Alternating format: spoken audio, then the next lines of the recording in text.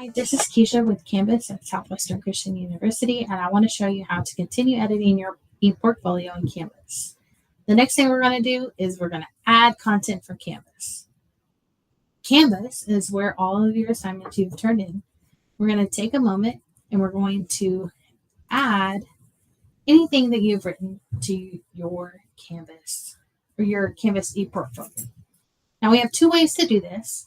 We can click edit this page and we can add it down here to the bottom of our page where we put course submission. I think this is a great place for you to pull something that you've already submitted into your class. For example, we can pull up this Ephesus background paper that I submitted, and I can hit select submission, and it's going to go right here. And when I click save page, someone will be able to click on this document and see the specific assignment that I have download. This is a specific assignment that I have created. So you can still put it on this page, or you can put it down here in an additional page called business papers. Let's say you have a PowerPoint in Google Slides you would like to add to your portfolio.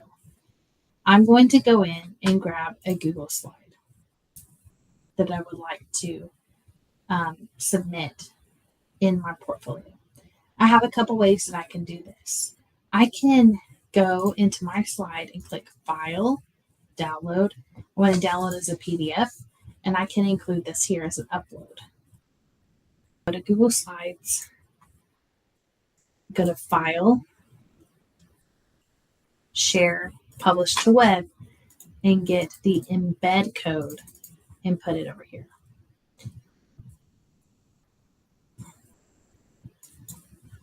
And then when you edit the page, you're going to do HTML embed content and hit save page. Okay. Now you can easily put it on the main page of your portfolio by going to edit this page, HTML embed code, and hit save page, and it would be there. The difference is when you do this, you're not going to get the same width as a 1200 pixels. It's going to be a 1080p, a 1080 pixel. So you're going to have it definitely smaller than your other forms that you've done up here. But you can easily go into Canva and make these all to 1080p. So everything is the same width. The benefit I saw with the 1200 is that you have these clear border lines. So I hope this has helped you with your adding your documents to this program.